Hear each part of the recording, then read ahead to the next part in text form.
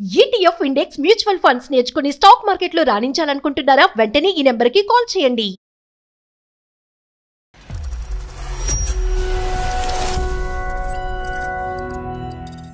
చిన్న అపార్థాల వల్ల గొడవల వల్ల దూరం పెరిగింది. యాక్చువల్ గా డివోర్స్ అడుగుతున్నారు. మాటల వల్ల విడిపోయారా, ఉద్యోగం వల్ల విడిపోయారా? ఒకవైపున ఆలోచిస్తే సంపాదన విషయంలో కూడా కొన్ని గొడవలు వచ్చాయి. గవర్నమెంట్ జాబ్స్ అయితే కనుక భార్య ఎక్కడ భర్త అక్కడ ఉంటాం అనేటువంటి సందర్భాలు జరుగుతూ ఉంటాయి. వాళ్ళందరూ ఇలాగ మీ భర్తలాగా వేరే ఒక అమ్మాయిని తీసుకొచ్చి ఆమెని ఇంట్లో పెట్టుకోవటం అన్నది జరగలేదు. నీ దానికంటే నేను ఎక్కువగా చూసుకుంటున్నాను కదా మీరు సూటుపోటు మాటలని చెప్పి అతని మనసు గాయపరిచారేమో అని అనిపిస్తుంది నాకు. వాళ్ళిద్దరూ పెళ్లి చేసుకోవాలనుకుని మాకు మ్యూచువల్ గా డివోర్స్ ఇవ్వడానికి కూడా ఆయనే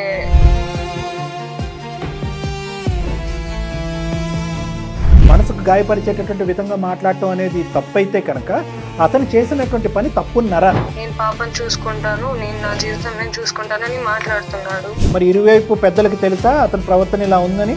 వాళ్ళ కొడుకు సంతోషం కంటే ఎక్కువ ఇది లేదు. ఆ అమ్మాయి ఎవరు, ఆ లింక్ ఏంటి, ఆ అమ్మాయి వెనక్కి తగ్గుతుందా లేదా, ఇతను వెనక్కి తగ్గుతాడా, తగ్గిన తర్వాత ఇద్దరు బ్రతకగలరా? అంటే ఇది ఒక చిన్న పర్సనల్ విషయమేనండి. మీ వైఫ్ మనీషా మమ్మల్ని అప్రోచ్ అయ్యారు, మాకు ఒక మెయిల్ చేశారు.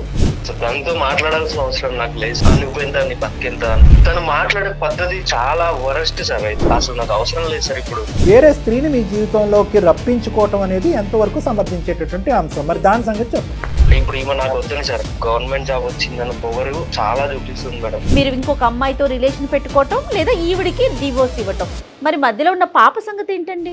సార్ పాపని నేను చూసుకుంటాను సార్, దానికి ప్రాబ్లం లేదు. పాప ప్రాణం ఉన్న పాప ఏం బొమ్మేం కాదు. బ్యాటరీ అని ఒక ఆవిడ మెయిల్ చేశారండి.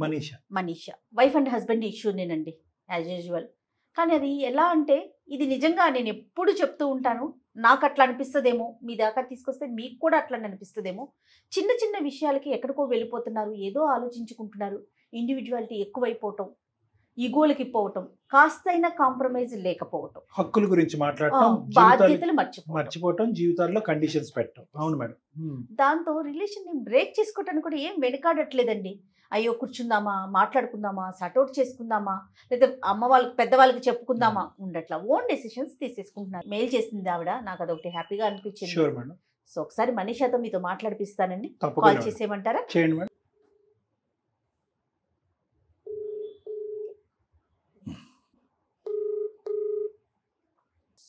హలో హలో, నమస్తే అండి. మనీష గారా మాట్లాడేది? నమస్తే అండి. నమస్తే మనీష, నా పేరు జయ అండి. సుమన్ టీవీ అందమైన జీవితం ప్రోగ్రామ్ నుంచి కాల్ చేస్తున్నాను. నాతో పాటు డాక్టర్ కళ్యాణ్ చక్రవర్తి గారు ఉన్నారు. ఒక్కసారి సార్తో మాట్లాడు. మనీషా చెప్పమ్మా, నీ సమస్య ఏంటమ్మా? మీ వయసు ఎంత ఉండొచ్చు సుమారుగా? 32 ఉంటుందండి. సమస్య ఏంటమ్మా చెప్పండి. మాది అరేంజ్ మ్యారేజ్ 2016 లో అయింది. కొన్ని ఇయర్స్ బాగానే గడిచిందండి. నేను గవర్నమెంట్ జాబ్ చేస్తాను. సో మా ఆయన ప్రైవేట్ జాబ్ చేస్తారు బ్యాంక్ లో. సో కొన్ని ఇయర్స్ వరకు బాగానే నచ్చింది. కాకపోతే ఇంట్లో మ్యాటర్స్ వల్ల, చిన్న అపార్థాల వల్ల, గొడవల వల్ల దూరం పెరిగింది. ఇప్పుడు ఆయన వేరే అమ్మాయిని పెళ్లి చేసుకుందామని అనుకుంటున్నారు. మ్యూచువల్ గా డివోర్స్ అడుగుతున్నారు. నాకైతే అది ఇవ్వాలని లేదు. అంటే కనుక ఆల్మోస్ట్ 8 years 9 years అయింది. మరి అవునండి.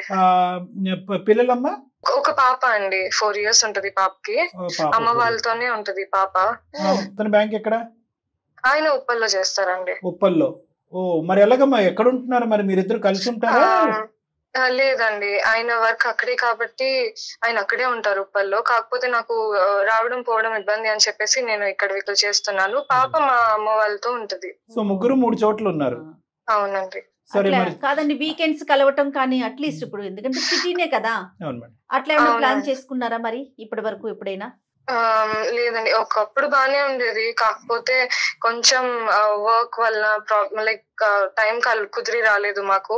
సో ఇప్పుడైతే చాలా తక్కువ అండి మాట్లాడుకోవడం. ఎన్ని సంవత్సరాల క్రితం అండి మీకు సమస్యలు ఎప్పటి నుంచి మొదలైనాయి? పాప పుట్టిన తర్వాత అంతవరకు కూడా బానే ఉండే.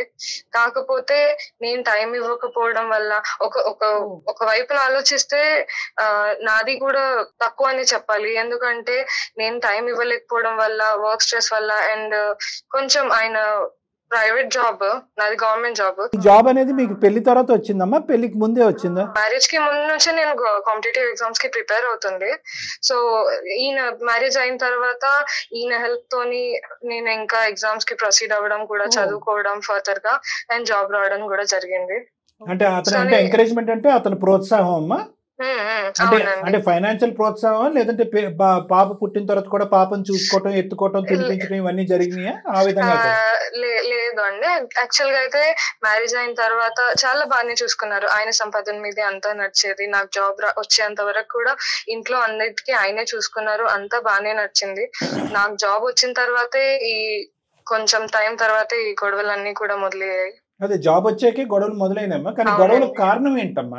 ఒకప్పుడు ఏమంటారు, టైం ఇవ్వగలిగేదాన్ని, మాట్లాడగలిగేదాన్ని, అండ్ జాబ్ రావడం వల్ల ఫ్యామిలీ ప్రెషర్ అండ్ చుట్టాలలో కూడా కొంచెం తక్కువ చేసి మాట్లాడడం వల్ల నేను కొన్ని మాటలు అనడం జరిగింది. దాని వల్ల చెప్తున్నారు టైం ఇవ్వకపోవడము, మాటలు తక్కువైపోవడము, పైగాను ఈ సంపాదన విషయంలో కూడా కొన్ని గొడవలు వచ్చాయి. ఎందుకంటే నాది కంపేర్ టు ఆయన దానికి కొంచెం ఎక్కువ. సో మా ఇంట్లో వాళ్ళ మాటలు విని, చుట్టాల వాళ్ళ మాటలు వినడం వల్ల నేను కొన్ని మాటలు నోట్ చేయడం వల్ల ఇక్కడ వరకు వచ్చింది.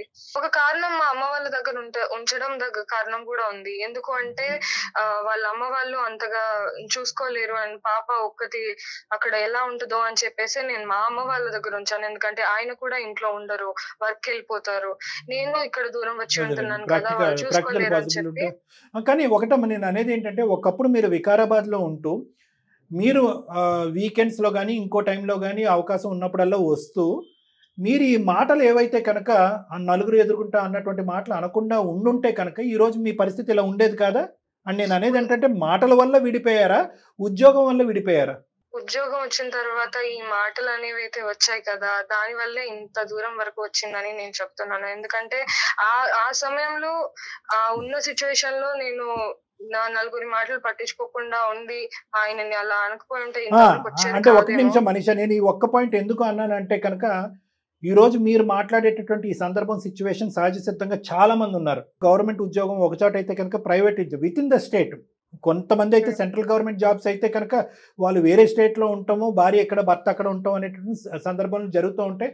వాళ్ళందరూ ఇలాగ మీ భర్తలాగా వేరే ఒక అమ్మాయిని తీసుకొచ్చి ఆమెని ఇంట్లో పెట్టుకోవటం అన్నది జరగలేదు.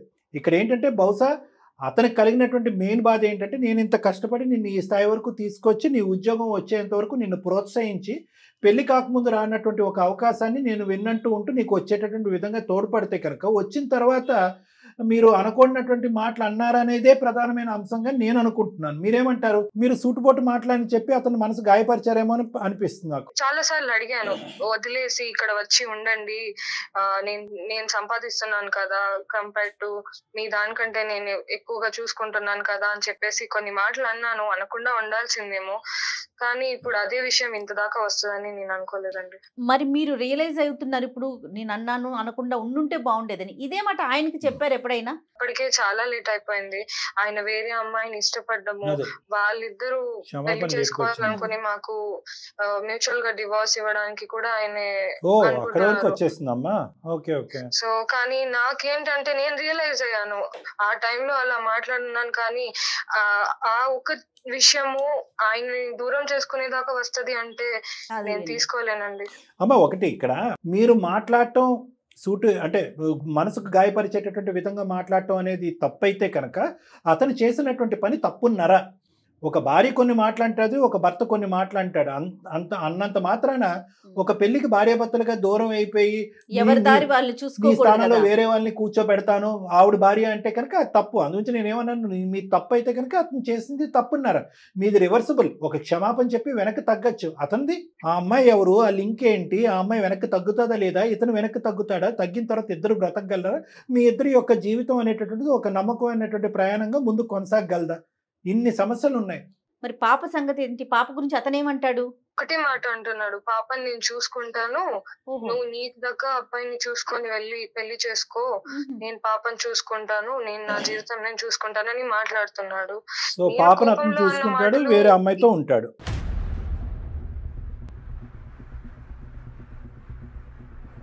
ఇద్దరిని దూరం చేసుకొని నేనైతే ఉండలేనండి.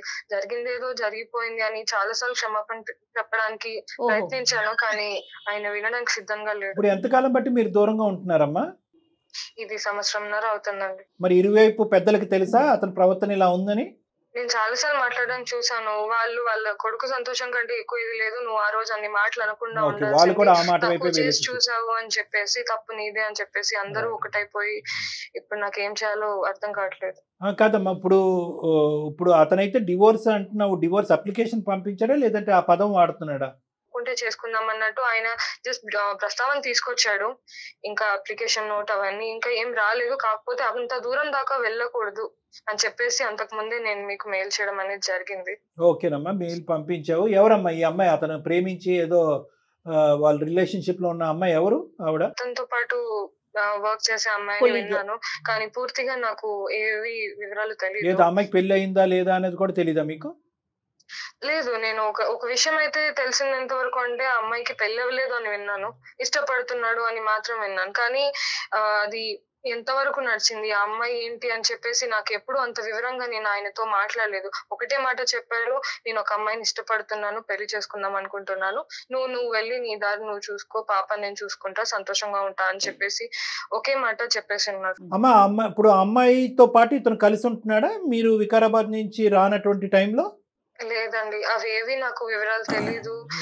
అవి తెలుసుకొని ఆయనతో ఒకసారి లైక్ క్లియర్ గా మాట్లాడేసి ఏంటి ఆయన ఏమనుకుంటున్నారు నా వైపున నేను చెప్పి ఆయన అర్థం చేసుకొని మళ్ళీ తిరిగి వస్తే అంతే చాలండి. అతను తిరిగి రావాలని మేము కోరుకుంటున్నాము. ఇలాంటి కారణాల వల్ల ఏ కుటుంబం కూడా, ఏ భార్యాభర్తలు కూడా విడిపోవటానికి తావులేదు. ఎందుకంటే మీ ఇద్దరు మంచి మనుషులు, అంటే మీ ఇద్దరు రిలేషన్షిప్ అనేటటువంటిది ఈ విధంగా ఉండటానికి కొన్ని పరిస్థితులు, కొంతమంది అనవసరమైనటువంటి ఇన్వాల్వ్మెంట్, అసందర్భంగా వచ్చేటటువంటి కొన్ని మాటలు, దాంతోపాటు ఏంటంటే మీరిద్దరూ ఒక మంచి తల్లిదండ్రులు కూడా, అది కూడా మీరు గుర్తుపెట్టుకోవాలి. ఒక ఫాదర్ అండ్ మదర్గా మీకు ఇద్దరికి ప్రత్యేకమైనటువంటి పాత్ర ఉంటుంది. కానీ దాని ముందు ఏంటంటే అతనిది నిజంగా ఒక రిలేషన్షిప్పా, అది మనం అతనితో మాట్లాడితే తెలుస్తుంది. మీరేం కోరుకుంటున్నారమ్మా? ఒకప్పుడు అతను ఏమైనా రిక్వెస్ట్ చేసి ఏమైనా డిమాండ్ చేస్తే కనుక ఎటువంటి డిమాండ్లకి మీరు ఎస్ అంటారు, ఎటువంటి వాటికి మీరు నో అంటారు? మా పాప ఆయన తిరిగి వస్తారు అంటే నాకు ఆయన కంటే ఎక్కువ ఏమొద్దండి. ఎందుకంటే మేమంతా ఉన్న ఫ్యామిలీ ఏం కాదు. జాబ్ అనేది నాకు ఆయనతో పెళ్ళైన తర్వాతే వచ్చింది. అంతకుముందు నేను ఆయన సంపాదనలోనే ఉన్నాను, సంతోషంగానే ఉన్నాను. ఇప్పుడు నేను జాబ్ వచ్చింది, దాని తర్వాత ఇన్ని గొడవలు వచ్చాయని పక్కన పెడితే, ఇప్పుడు ఆయన నా లైఫ్ లో మళ్ళీ రావడానికి నేను అదే జాబ్ ని వదిలేసుకోవడానికి కూడా రెడీగా ఉన్నాను. ఏం చేద్దాం డాక్టర్ గారు? అతనితో మాట్లాడదాం మేడం మనం. అంటే ఒకటమ్మా, అంటే నాకు ఇక్కడ మరి నచ్చింది అని అనుకోవాలా, నచ్చనటువంటి అభిప్రాయం అనుకోవాలా, లేదంటే నా మనసులోంచి వచ్చే మాట నా సొంత అభిప్రాయం అనుకోండి.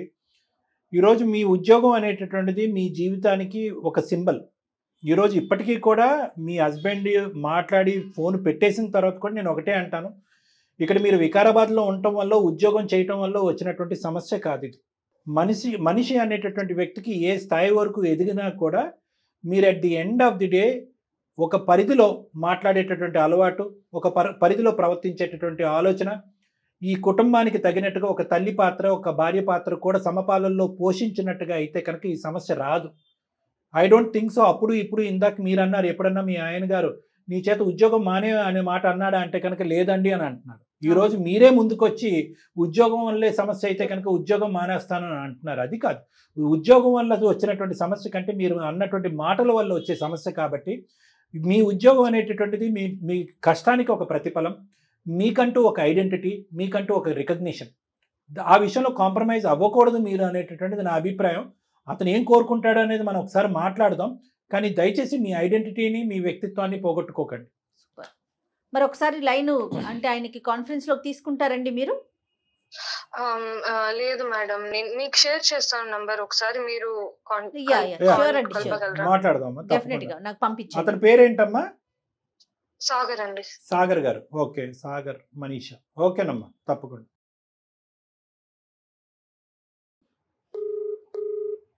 హలో, నమస్తే అండి సాగర్ గారు. ఎవరండి? నా పేరు జయ అండి. నేను సుమన్ టీవీ అందమైన జీవితం ప్రోగ్రామ్ నుంచి మాట్లాడుతున్నాను. నాతో పాటు డాక్టర్ కళ్యాణ్ చక్రవర్తి గారు ఉన్నారండి. మీతో ఒక 2 నిమిషాలు మాట్లాడొచ్చా? ఓకే. అంటే ఇది ఒక చిన్న పర్సనల్ విషయమేనండి. మీ వైఫ్ మనీషా మమ్మల్ని అప్రోచ్ అయ్యారు, మాకు ఒక మెయిల్ చేశారు. ఆ విషయమై మీతో మాట్లాడదాము అనే ఒక ఉద్దేశంతో మీకు కాల్ చేశానండి. ఒక్కసారి మీరు మాట్లాడితే చిన్న క్లారిటీ వస్తుంది.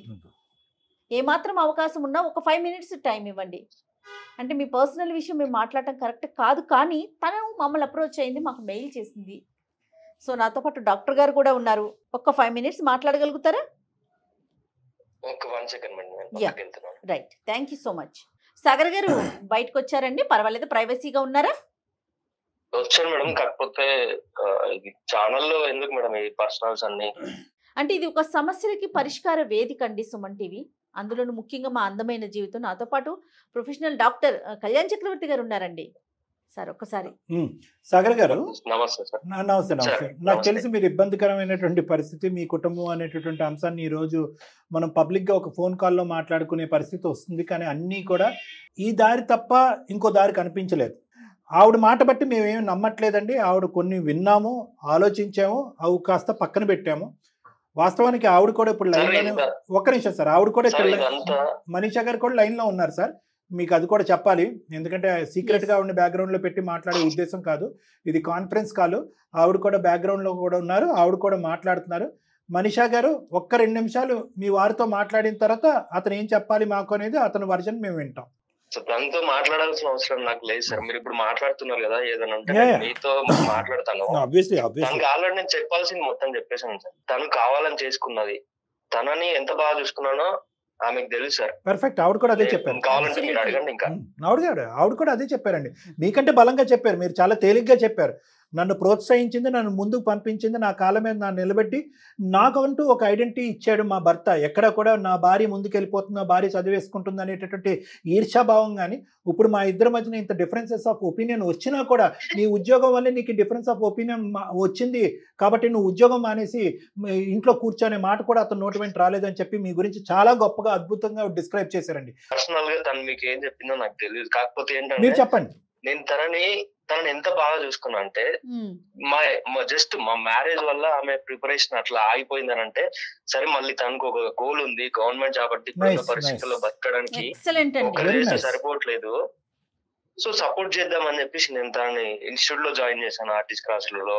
ఆ జాబ్ కి సంబంధించి మెటీరియల్ కానీ అంత ఏదైనా కూడా ఇప్పుడు నాకు వచ్చే శాలరీలోనే తనను, ఆమెకు అవసరమైన ప్రిపరేషన్, ఫ్యామిలీ అంత మెయింటైన్ చేసుకోవడానికి నేను చేసుకొని, వండర్ఫుల్. తీరా తన జాబ్ వచ్చిన తర్వాత వాళ్ళ ఫ్రెండ్స్ ముందు, మా రిలేటివ్స్ ముందు చాలా చిన్న చూపు, నువ్వు ఎంత, నీ బతికెంత అన్నట్టు అట్లా మాట్లాడేసరికి నాకు ఎంత ఇరిటేషన్ వస్తుంది సార్, ఎంత బాధ చాలా అనిపిస్తుంది అంటే. జాగ్రత్తగా ఉండాలి. చాలా.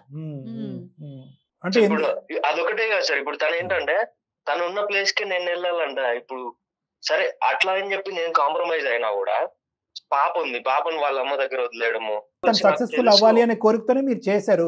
కానీ ఆ పోస్టింగ్ అనేటటువంటి మన చేతిలో ఉండదు కదా, అది ఎక్కడన్నా ఉండొచ్చు కదా. మీరు ఉండేటటువంటి ఉద్యోగం మారటం అనేది మీకు అవకాశం లేదు. ఆవిడ గవర్నమెంట్ ఉద్యోగం కాబట్టి పోస్టింగ్ ఎక్కడ పడితే అక్కడ ఉండటం తప్ప ఇంకో దారి లేదు. ఇది ముందస్తునే మీకు తెలుసు కదా. ఓకే, ఆవిడ తర్వాత అన్న మాటలు చాలా తప్పు మాటలు, నువ్వెంత, నీ జీవితం ఎంత అనే మాటలు చాలా తప్పు మాటలు. కానీ ఈ ఉద్యోగరీత్యా ఏర్పడినటువంటి దూరం ఏదైతే మీ ఇద్దరి మధ్యన ఉందో, ఆవిడ కూడా అది కోరుకోలేదు, అలా ఉండాలనేటటువంటిది ఆవిడ కూడా లేదు. కానీ తప్పనటువంటి పరిస్థితిలో సంపాదన, ఉద్యోగం, పరువు, ప్రతిష్ట ఇలాంటివన్నీ ఉన్నప్పుడు తప్పక చేసేటటువంటివి కదండి మనందరం. తను మాట్లాడే పద్ధతి చాలా వరస్ట్ సార్. ఎట్లా అంటే అది నేను ఎక్స్ప్లెయిన్ చేయలేకపోతున్నా. కాకపోతే నా ఒక్కడి ముందు ఇప్పుడు సార్ ఇప్పుడు మేమిద్దరం ఉన్నాము ఇంట్లో, ఫ్యామిలీ అంటే నేను తనని కలవడానికి వీకెండ్స్ లో వెళ్ళాల్సి వస్తుంది ఏదో ఫ్రెండ్ లాగా. తన బిహేవియర్ టోటల్ గా మారిపోయింది. అంత ముందు ఉన్న ప్రేమ అదంతా ఏం అసలు నాకు అవసరం లేదు సార్. ఇప్పుడు చాలా అంటే వరస్ట్ గా చూస్తుంది. ఆవిడ మాట తప్పు, ఆవిడ వ్యవహరించినటువంటి శైలి తప్పు, నలుగురు మధ్యన పంచాయతీ పెట్టి మీ పరువు తీయటం అనేటటువంటిది తప్పు మీద తప్పు. ఇక్కడ ఏంటంటే అతి పెద్ద గొడవ ఏదన్నా ఉంది అంటే కనుక ఒక ఈగోని డ్యామేజ్ చేయటం, ఒక పరువు తీసేటటువంటి పరిస్థితి వస్తాం. నువ్వు కావాలంటే నీ బ్రతుకు నువ్వు బ్రతుకు, నా సంపాదన ఎంత నీ సంపాదన అనేటటువంటి విధంగా చిన్న చూపు చూడటం అనేటటువంటిది పెద్ద సమస్య. వేరే స్త్రీని మీ జీవితంలోకి రప్పించుకోవటం అనేది ఎంతవరకు సమర్థించేటటువంటి అంశం. మరి దాని సంగతి చెప్పండి. నేను ఉండాల్సిన లైఫ్ ఈమెతో ఎట్లా అనుకున్నానో అదంతా కొలాప్స్ అయిపోయింది సార్. ఈమె నా లైఫ్ లోకి వచ్చినా కూడా నేను అంత హ్యాపీగా ఉండలేకపోతానేమో నాకు తెలిసి. నేను ఏమైనా రిక్వెస్టింగ్ గా సార్, మ్యూచువల్ గా నేను డైవర్స్ ప్లాన్ చేసేదే, డైవర్స్ అడిగేదే సాగర్ గారు. ఇప్పుడు ఈమె నాకు వద్దని సార్, నేను ఇప్పుడు డైవర్స్ అడిగేది ఎందుకంటే మేడం చెప్పండి, సో ఈమె ఎట్లా అంటే బిఫోర్ జాబ్ ఎట్లుందో ఆఫ్టర్ జాబ్ గవర్నమెంట్ జాబ్ వచ్చిందని పొగరు చాలా చూపిస్తుంది మేడం. ఓకే. సో ఇప్పుడు నేను కాంప్రమైజ్ ఆమె దగ్గరికి వెళ్ళినా కూడా అది రిపీట్ అవ్వదని నాకు గ్యారంటీ లేదు. సో నేను ఇప్పటికీ దాదాపు 1.5 year నుంచి నేను ఇది అనుభవిస్తున్నా మేడం. తను నాకు వద్దు, లైఫ్ టైం వద్దు, నాకు ఇప్పుడు హ్యాపీగా ఉంది. సో నేను డైవర్స్ తీసుకుంటే హ్యాపీగా నేను ఇప్పుడు నాకు ఇంకొక అమ్మాయితో రిలేషన్షిప్ అంటే బాగుంది కాదండి. తన యాటిట్యూడ్ కి అంటే బిఫోర్ మ్యారేజ్ ఆఫ్టర్ జాబ్ కి తన యాటిట్యూడ్ కి పరిష్కారం ఇది ఒకటేనా? మీరు ఇంకొక అమ్మాయితో రిలేషన్ పెట్టుకోవటం లేదా ఈవిడికి డివోర్స్ ఇవ్వటం? మరి మధ్యలో ఉన్న పాప సంగతి ఏంటండి? సార్ పాపని నేను చూసుకుంటాను సార్, దానికి ప్రాబ్లం లేదు. పాప ఇద్దరు కావాలండి, అమ్మ కావాలి నాన్న కావాలి. కాదు మేడం, పాప ప్రాణం ఉన్న పాప ఏం బొమ్మేం కాదు, బ్యాటరీలు పెట్టి ఒక చాటు నుంచి ఇంకో చాటు పట్టుకెళ్ళిపోవటానికి.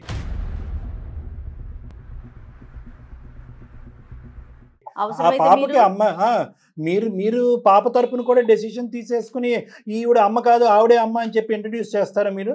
దయచేసి అలాంటి పాపం పనులు చేయొద్దు. మీలో ఒక మంచి మనిషి, ఒక మంచి భర్త, ఒక మంచి తండ్రి ఉన్నాడు. మీరు వినండి సార్, ఇందాక మేము ఎంతో గొప్పగా ఫీల్ అయ్యాం. చాలా తక్కువ మంది మగాళ్ళు చేయనటువంటి గొప్ప కార్యక్రమం, ఒక పుణ్య కార్యక్రమం మీరు చేశారు. నిజంగా పుణ్య కార్యక్రమం నిజంగా. ఎందుకంటే ఆ అమ్మాయి జీవిత ధ్యేయం అక్కడికే అయిపోయి ఉండదు. ఏం లేదు, బిడ్డను ఎత్తుకో, ఇంట్లో గిన్నెలు కడుక్కో, వంటగదిలో వంట చేసుకో, కావాలంటే పార్ట్ టైం ఏదైనా స్కూల్లో టీచర్ పని చేసుకో అని చెప్పి మీరు కూడా అనొచ్చు. అలా కాకుండానే ఫీజులు కట్టారు, పుస్తకాలు కన్నారు, కోర్సులు జాయిన్ చేయించారు, ఎన్నో త్యాగాలు చేశారు. బిడ్డను మీరు ఎత్తుకుని తిరిగారు, ఆవిడని కాలేజీకి దింపారు. ఇన్ని త్యాగాలు చేసిన తర్వాత వచ్చేటటువంటి ఫలితం ఏదైతే ఈ రోజు ఉందో అది మీరిద్దరూ అనుభవించకుండా పోయిందండి.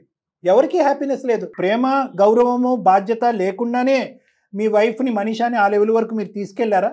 ఈరోజు నాకు తన ప్రేమ ఇవ్వలేదు, మీకు నేను ప్రేమ ఇవ్వలేదు అనే మాట మీరు అంటున్నారు. అది ఎంత వాస్తవం? అది సార్ మీరు అంటున్నారు కదా ఈ ప్రేమ ఆప్యాయత అని.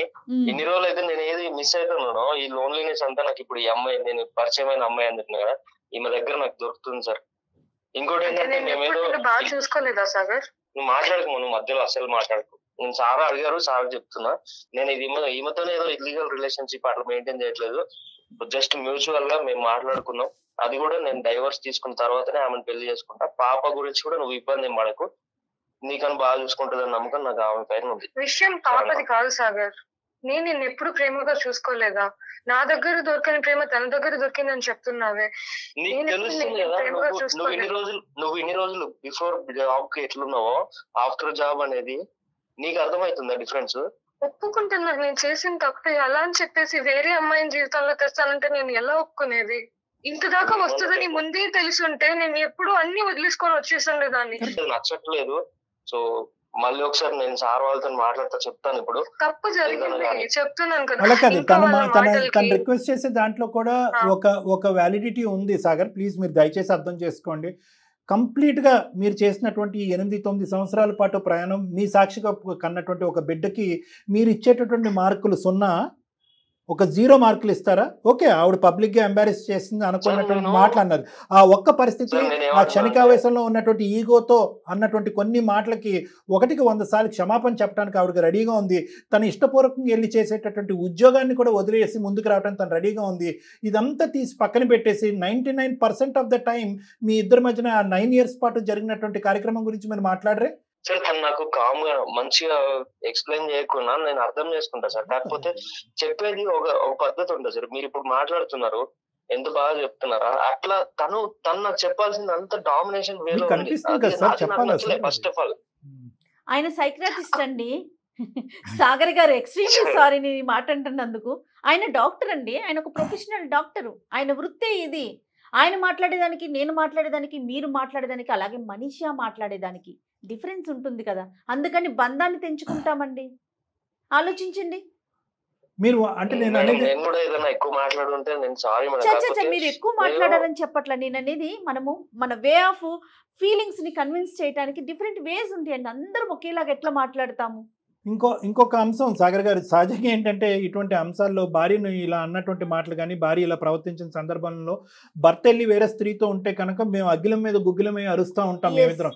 కానీ మీ ఇష్యూలో మాత్రం మేము అలా ఆ విధంగా మాట్లాడలేదు. ఏంటి సాగర్ మీరు తప్ప ఉప్ప, అదేంటి వేరే ఆడది మీ జీవితంలో ప్రవేశించి ఆ అమ్మాయికి భర్త లేడా, తండ్రి లేడా, అన్నయ్య లేడా అని రకరకాల విధాలుగా మాట్లాడుతాం. అమ్మాయి మీ జీవితంలోకి రావడం అనేది చాలా మైక్రోస్కోపిక్ అయిపోయింది. ఎందుకు అంటే కనుక మీ ఇద్దరి మధ్యన ఆ బాండ్ అలాంటిది కాబట్టి. ఇప్పటికి కూడా ఆ అమ్మాయి వచ్చి మీ ఇద్దరి మధ్యన ఏదో చేస్తుందనే నమ్మకం నాకైతే లేదు. ఎందుకు మీ బాండ్ అలాంటిది, మీరు చేసినటువంటి సాక్రిఫైస్. ఇక్కడ ఒకే ఒక పాయింట్ ఏంటంటే కనుక మీరు యూనిలాటరల్గా ఆలోచిస్తున్నారు. ఏంటి యూనిలాటరల్గా ఆలోచిస్తున్నానంటే మనీషాకి నేను X చేశాను, Y చేశాను, Z చేశాను అని అనుకుంటున్నారు. నెంబర్ 1. నెంబర్ 2, నేను 9 years మీకు మనీషా అంటే చాలా ఇష్టం. ఇంకొక మాట కూడా నేను చెప్తాను, ఆ ఇష్టం అనేటటువంటిది మీ ఇష్టం, తనకి తన ఇష్టం మీకు కనిపించాలంటే కనుక సింపుల్ లాజికల్ పాయింట్, ఈ 100%లో 1% or 2% ఆఫ్ ద టైం, లేదండి మనీషా పుట్టెరుగు పెళ్లి చేసుకున్న కాడి నుంచి ఇప్పటి వరకు ఉద్యోగం రాకముందు కానీ ఉద్యోగం వచ్చిన తర్వాత ఎప్పుడు కూడా ఒక అహంకార స్వభావంతోనే నాతో మాట్లాడింది, చీపురు పుల్లలాగా తీసి నన్ను పక్కన పెట్టింది అనేటటువంటి సందర్భం మేము చెప్పట్లేదు. మీరు మహా అయితే గట్టిగా మాట్లాడేటటువంటి సందర్భాలు 1, 2. మొత్తం మీరు చేసినటువంటి ప్రయాణంలో అది 2% కూడా లేదు. మిగతా 98%లో ఆ అమ్మాయి కూడా ఈ కుటుంబానికి, మా జీవితానికి, ఆ బిడ్డకి కూడా ఒక త్యాగం చేసింది. ఆ అమ్మాయి కూడా ఈరోజు ఒక శోభను అనుభవించింది, ఒక శిక్షణ అనుభవించింది అనేటటువంటి పాత్రలో కూడా తను చూస్తే కనుక ఈ 2% మీ బ్రెయిన్లో ఉండేటటువంటి ఆ పొల్యూషన్ అనేది క్లియర్ అయిపోతుంది. మీరిద్దరు మళ్ళీ కలిసిపోతారు. ఒక్కసారి ఆ యాంగిల్లో కూడా ఆలోచించండి అనేది నా అభిప్రాయం. 100% అండి. తను ఒక బిడ్డకి తల్లి కూడానండి, మీ భార్యతో పాటు. దయచేసి అది ఆలోచించండి సాగర్ గారు. ఈ గొడవలన్నీ నాకు వద్దు. తప్పే, నేను చేసిన తప్పే, నేను ఒప్పుకుంటున్నాను. అలా అని చెప్పి నిన్ను పాపం దూరం చేసుకోవడం నాకు ఇష్టం లేదు. నువ్వు చెప్పు, ఉద్యోగం అంతా వదిలేసి నీ దగ్గరకు వచ్చేసి ముందు ఎలా ఉన్నామో అలానే ఉందామని చెప్పు, అన్ని వదిలేసుకొని వచ్చేస్తాను సాగర్. కాకపోతే ఇలా వేరే అమ్మాయి నా లైఫ్ లోకి తెచ్చి ఇలా చేయొద్దు సాగర్. నాకు నువ్వు ఎంతో, పాప కూడా అంతే. ఇప్పటికే నేను పాపకు దూరంగా ఉంటూ, నీకు దూరంగా ఉంటూ, వర్క్ స్ట్రెస్ అని చెప్పేసి చేశాను. ఒకప్పుడు మాటలు అన్నాను, దాని తర్వాత రియలైజ్ అయ్యి చాలా గిల్ట్ తో ఉన్నాను. నేను ఇన్ని నెలలు నీతో దూరంగా, పాపకు దూరంగా, ఇవన్నీ తట్టుకొని చాలా చూసాను సాగర్. ఇప్పుడు నువ్వు మళ్ళీ ఇప్పుడు కొన్ని రోజులు మాట్లాడుకోలేదు అంటేనే నేను ఇంత నరకం చూస్తే, నువ్వు ఇంకా నా జీవితంలోనే ఉండవు అన్న విషయాన్ని నేను ఎప్పటికీ తీసుకోలేను. ఈ గొడవని ఇక్కడ నుంచే కంప్లీట్ చేసేసి కలిసి ఉండలేము. అంటే ఆవిడ చెప్పేది ఒక్క సింపుల్ నేను లాజిక్ చెప్తాను సాగర్, ఎక్కువ మాట్లాడు. ఒకే ఒక పాయింట్, 5-6 సంవత్సరాల పాటు, ఒక 8 అటెంప్ట్ల పాటు కష్టపడి వచ్చినటువంటి ప్రియతమైనటువంటి ఒక ఉద్యోగాన్ని ఈరోజు వదిలేసి కుటుంబం కాపురం గురించి నేను ముందుకు వస్తాను, నాకు నీ ప్రేమ కావాలి, బిడ్డ కావాలి అనేటటువంటి ఆవేదన ఆవిడ చెప్పుకుంటుంది. మీరు రెడీ అంటే కనుక ఆ అమ్మాయి దానికి కూడా రెడీయే. మీరు రెడీయా? అదే కదా ఇప్పుడు అన్ని ప్రాబ్లమ్స్ ఆ వికారాబాద్ లో ఉన్న ఉద్యోగం చేయడం వల్లే. జాబ్ మానేసి రమ్మని నేను ఏం చెప్పాను సార్, ఎందుకంటే నేను ఎంత ఇప్పుడు మీరు చూస్తున్నారు సార్, ఏంటంటే తను ఎంత కష్టపడి చదివించామనేది నేను చెప్పట్లేదు, గొప్పలు చెప్పుకోవట్లేదు. తనకు కూడా ఉంది, ఇంట్రెస్ట్ ఉంది, ఆ గోల్ ఉంది కాబట్టి తను జాబ్ కొట్టుకుంది. అటువంటిది అది వదిలేసి మొత్తం నాతోనే ఉండాలి, అది వదిలేసి వస్తా అట్లా అని చెప్పారు. అట్లా అని చెప్పి నేను కూడా ఈగోయిస్టిక్ గేమ్ లేను సార్, తెలుసుకోవాలి అది ఇదని. మరి మధ్యలో ఆ అమ్మాయి సంగతి ఏంటి సాగర్? సార్ చెప్పాను కదా సార్, మేమేమి ఇల్లీగల్ రిలేషన్షిప్ లో లేము, జస్ట్ ఫ్రెండ్లీగా అండ్ అనుకున్నాం సార్ మేము. నాకేంటంటే తిను నేను మ్యారేజ్ చేసుకుందాం అనుకున్నా, అది కూడా డైవర్స్ నాకు వచ్చిన తర్వాత ముచ్చటే కదా. అదేలేండి, ఏదేమైనా నిర్ణయం అయితే తీసుకున్నారు కదా. ఒకటి చెప్తాను సాగర్, మాకు కాలు కలపకపోయినా కూడా మీరైతే డైవర్స్ తీసుకునే బ్యాచ్ కాదు, అదైతే నాకు తెలుసు. ఎందుకంటే కనుక మీ ఇద్దరి మధ్యన బాండ్ చాలా డీప్ రూటెడ్, పాతాళలోకం అంత ఉంది. ఓకే, లవ్ కానీ ఏదో తాత్కాలికంగా ఫోన్ బ్లాక్ చేసుకోవటం, దూరం చేసుకోవటం, ఆ అమ్మాయిలో మార్పు రావడానికి నువ్వు ఒక ప్రయత్నం చేస్తున్నావు, రియలైజ్ అవడానికి ఒక ప్రయత్నం చేస్తున్నావు. ప్లస్ ఇంకో అమ్మాయి ఎవరైతే వచ్చిందో ఆ అమ్మాయి తూతూ మంత్రం, తుమ్మితే ఊడినటువంటి ముక్కు లాంటిది. అక్కడేమి అక్రమ సంబంధం విక్రమ సంబంధం ఏమీ లేదు. కాబట్టి ఇక్కడ ఒక్కటైతే గుర్తుపెట్టుకో, మీకు ఆ అమ్మాయి కావాలి అని అనుకుంటుంది, ఆఖరికి ఉద్యోగం కూడా వదిలేసి ముందుకు రావాలి అని అనుకుంటుంది. మీకు అది ఇష్టం లేదు, మరి ఏం కావాలి మీకు? సార్ నేను చాలా కన్ఫ్యూజన్ లో ఉన్నాను సార్, అంతా నాకేం అర్థం అట్లా. ఒక ట్రాక్ లో వెళ్ళారు కాబట్టి ఈ అమ్మాయి చేసినటువంటి పని మీకు నచ్చట్లేదు కాబట్టి వేరే అమ్మాయి చూపెట్టేటువంటి ప్రేమ ఆప్యాయత మీకు ఆటోమేటిక్గా నచ్చటం అనేది సహజమే. కానీ మీరు చెప్పినటువంటి మాకు శుభవార్త ఏదన్నా ఉంది అంటే కనుక మా ఇద్దరి మధ్యన ఏది ఆ అమ్మాయి వేరే అమ్మాయి మీకు మధ్యన ఎటువంటి బాండు బంధం కానీ ఏమీ లేదు. ఈరోజు గుడ్ బై చెప్తే గుడ్ బై అనేది. సో మనకి చాలా వరకు 70-75% ఆఫ్ ద లైన్ క్లియర్. లేదండి ఆ అమ్మాయికి నేను ప్రామిస్ చేశాను, ఆ అమ్మాయికి నా గురించి వెయిట్ చేస్తూ ఉంటుంది, ఆ అమ్మాయి కూడా విడాకులు ఇవ్వడానికి రెడీ, ఈ స్టోరీ చెప్పారంటే కనుక మా తల్లు ఎక్కడ పెట్టుకోవాలో మాకే తెలియదు. సో అట్లీస్ట్ అది క్లియర్. ఇక్కడ ఓన్లీ ఒక్కటే మీరు గుర్తుపెట్టుకోవాల్సింది, ఎంత కాదనుకున్నా కూడా ఆ అమ్మాయికి ఒక హోదాతో కూడినటువంటి ఒక ఉద్యోగం, ఒక గవర్నమెంట్ ఉద్యోగం. సో ఆ అమ్మాయి ఆఫీసులోంచి వెళ్ళటం దగ్గర నుంచి బయటకు వచ్చేంత వరకు నలుగురు నమస్కారం మేడం, గుడ్ మార్నింగ్ మేడం, ఇలా రకరకాలు ఉంటాయి. ఒక గౌరవం ఉంటుంది. సో ఈ డిఫరెన్స్ అనేటటువంటిది ఆ అమ్మాయి ఉద్యోగం చేస్తున్నంత కాలం మీకు కనిపిస్తూ ఉంటుంది. కొన్ని సందర్భాల్లో మీరు ఏదైనా పెళ్ళికి కానీ ఏదైనా ఫంక్షన్కి వెళ్తే కనుక ఆవిడతో కొంతమంది మాట్లాడటానికి ఇంట్రెస్ట్ చూపెడతారు, మీతో మాట్లాడటానికి ఇంట్రెస్ట్ చూపెట్టరు. సో ఇటువంటి difference of opinion and variation అనేటటువంటిది చాలా సందర్భాల్లో చాలా చోట్ల కనిపిస్తుంది. ఎందుకంటే ఆ అమ్మాయి సెలెక్ట్ చేసుకున్నటువంటి ఉద్యోగం అది. ఇక్కడ ఏదన్నా మారాలి అంటే కనుక పరిస్థితులు మారవు, ఉద్యోగం మారదు, ఇచ్చేటటువంటి మర్యాదలు మారవు, అవన్నీ అలాగే ఉంటాయి, ఇంకా పెరుగుతాయి. ఇక్కడ మారవలసింది ఏంటంటే యాక్సెప్టెన్స్. నా భార్యకు ఆ గౌరవం వస్తుంది అంటే ఆ గౌరవం నాకు వస్తున్నట్టే. నా భార్య ఈరోజు అంత కష్టపడుతుందంటే నా కుటుంబం గురించి కష్టపడుతున్నట్టే. నా భార్య ₹1 సంపాదిస్తుందంటే కనుక నా కుటుంబం గురించి సంపాదిస్తున్నట్టే.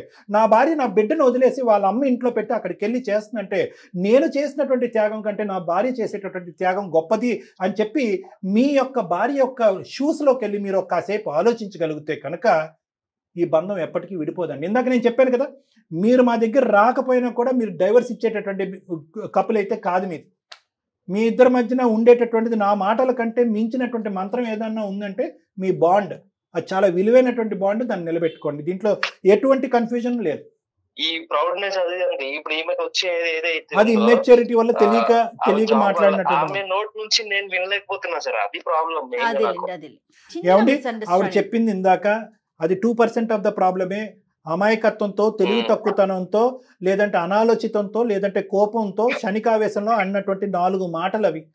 ఎల్లకాలం మాట్లాడే మాటలు కాదు. ఆవిడకి చాలా బుద్ధి వచ్చింది, ఆలోచన చాలా మెచ్యూరిటీ లెవెల్స్ వచ్చింది. ఆ మాటలు తీసి కాస్త పక్కన పెట్టి భవిష్యత్తు గురించి ఇద్దరు ఆలోచించారు. ఏమంటారు మనీషా? మీ హస్బెండ్ యొక్క రెస్పాన్సిబిలిటీ కూడా మీ మీద ఉంది. ఏదైతే కనుక మీరు బయట వచ్చేటటువంటి ఒక ఎలివేషన్ అవనియండి, ఒక గౌరవం అవనియండి, ఒక రెస్పెక్ట్ అవనియండి, అది ఇంటి గడప దగ్గర వదిలేసి మీరు ఇంటి లోపలికి ఎంటర్ అవ్వాలి. ఎందుకంటే ఇంట్లో మీరు at the end of the ఇంట్లో మీరు ఒక శ్రీమతి, ఒక భార్య, ఒక తల్లి. ఈ పాత్ర కంప్లీట్లీ డిఫరెంట్. నెంబర్ 1. నెంబర్ 2 ఏంటంటే కనుక అది వదిలేయాలమ్మా. అది వదలకపోతే కనుక ఇంటికి వచ్చిన తర్వాత మీకు ఎలా అనిపిస్తుంది అంటే కనుక అక్కడ XYZ అనేటటువంటి వాళ్ళు ఈ స్థాయి రెస్పెక్ట్ వస్తే కనుక ఇక్కడ ఇంటికి వచ్చిన తర్వాత వంట వండాలి, గిన్నెలు కడగాలని మా హస్బెండ్ మాట్లాడటం ఏంటి, ఈ విధమైనటువంటి ఈగో కాన్ఫ్లిక్ట్స్ రావడానికి చాలా అవకాశం ఉంటుంది. కాబట్టి ఆ కోట్ ఏదైతే మీరు వేసుకున్నటువంటి ఆ కోట్ ఏదైతే ఉందో, ఆ రెస్పాన్సిబిలిటీ కోట్ అనేటటువంటిది ఇంటి గడప దగ్గర వదిలేసిన తర్వాత ఇంట్లోకి ఎంటర్ అవ్వాలి. నెంబర్ 1. నెంబర్ 2 ఏంటంటే అవకాశం ఉన్నప్పుడల్లా పని అనేది చాలా ఇంపార్టెంట్ అమ్మ. రెస్పాన్సిబిలిటీ అనేది గవర్నమెంట్ జాబ్ చేసే కొద్దీ పని ఉంటూనే ఉంటుంది.